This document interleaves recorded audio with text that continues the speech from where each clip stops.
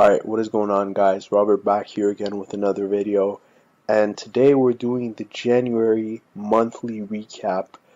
As you guys have probably seen in my previous video, I laid out what my 2018 goals are in terms of revenue per month for Shopify. So, did I hit my goals? Well, as you can see from here, I did a revenue of $2,289.43 to be exact. Now, my goal for January, if you see my previous video, was 1,550, which is over the course of the month of January is $50 a day on average. Now, I beat that, but I'm a bit disappointed, and here's why.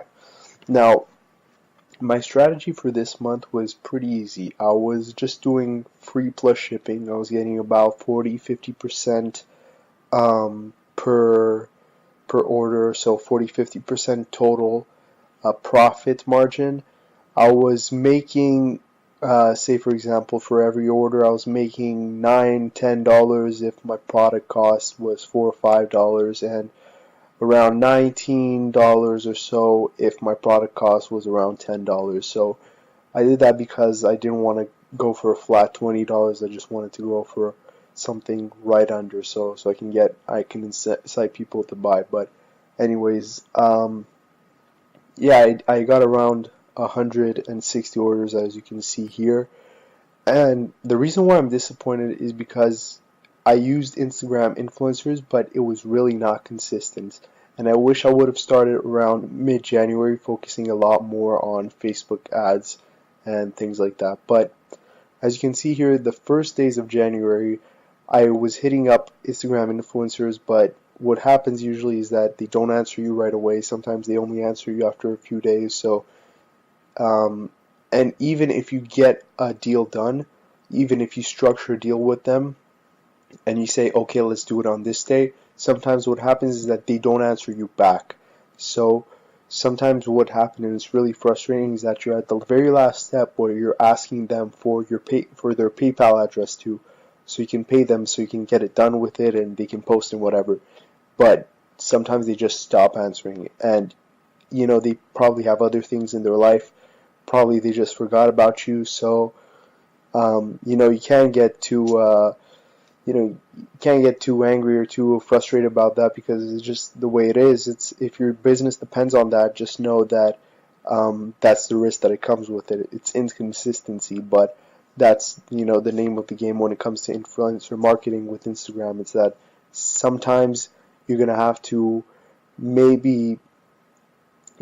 structure your post so that you got another person that you can message, and within 2 hours they'll answer you right back, because either they answer fast, or either you've done a previous deal with them. And it's really hard to get it every single day to really get people to promote your stuff, because they usually don't answer and the same day. Usually they answer a few days after, and sometimes what happens is that you probably either need it the same day, or anyways I always needed it the same day, or the next day, or I didn't need it a week after or something. I needed it usually on the same day that I messaged the person. So, but as you can see here, the first promotion that I did was on January 5th, about $300, almost just under, about $300, $266. And this whole dead zone right here is really where I was like hitting up people, and I just kind of got, it's not that I didn't do promotions I remember around this time, on January 8th, 9th, 10th, I did promotions, but they just didn't sell. Some of them didn't sell. So, that's just sometimes what happened. Is what I realized is that if your product sometimes does not match with the age, meaning that if your product matches with the page, but it does not match with like the age range of that, the primary audience age range of the page, it's not going to match up with the product, and people are just gonna click away. So you just gotta make sure that the primary audience age range of that page matches with the primary age range of your store. But yeah, that's what happens. On And then I got another promotion that did well, about $89 here, and then another few days where I got a promotion but no sales, and then this was kind of like, I was really happy about this. This is where I managed to turn $10 into $364. And again, it was I hit up a page that had about 200,000. We did, I think it was actually $15, but it went really well. It was up for 24 hours, got about 1,000 likes, and what also happened is that's when I started implementing. I didn't have anything implemented to catch abandoned carts, but I had an abandoned cart automated email that was sending it to people who abandoned the cart. So on the next day after that, I didn't even have to promote anything. This was all just from abandoned carts. So if you guys don't have any abandoned cart software that sends automated email to people who abandon your carts, because remember, 95% of people who are going to visit your store and add to cart are not going to purchase. So you got to figure out how to retarget them. And one of the ways is using abandoned cart emails. Yeah, this whole month was really just like small successes of about $100 to $300, $400. But what I was really lucky though is that, and here again you see like 99, 100. So those were pretty generic, but what happened here was very specific. This huge boost, as you can see here, $1,200.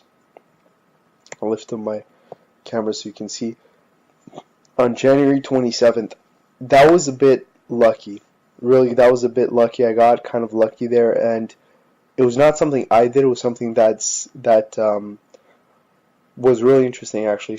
What happened on this day was that I did 3 or 4 promotions on 3 or 4 different pages, and I got about $500 in sales. But what was really interesting is that this one person from South Korea posted my promotion to a Facebook group.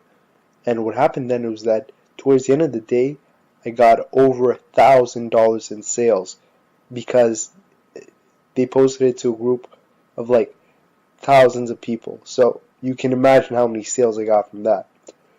So yeah, that was really just a lucky break. I did not anticipate that. That was really just pure luck. But just to show you guys that it can happen.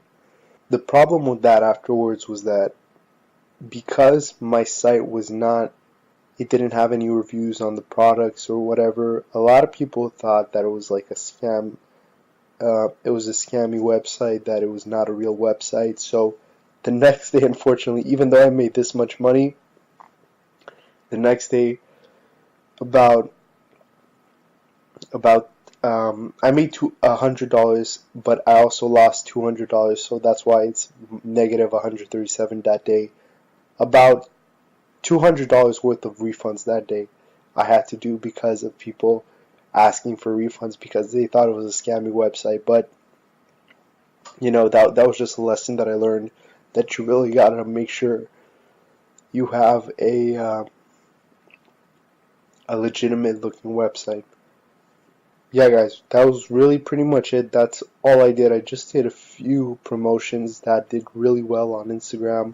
For February, though, what I'm going to do is I'm going to be doing a lot more Facebook ads and building that. So that's really what I did for January, but for February, I'm going to be doing a lot more Facebook ads and really trying to build those campaigns to make sure that I get a consistent flow of money, consistent cash flow, because it's really nerve-wracking to not have consistent cash flow and always have to depend on other people. So, but anyways, as you can see, I hit my goals, and yeah, that's pretty much how I did it. So yeah, guys, if you have any questions, please leave them below. That was pretty much it. That's what I did for this month. So, and please make sure you like and subscribe if you like what you see, and if you want more. Thank you very much for watching this, guys. Have a great day. Bye.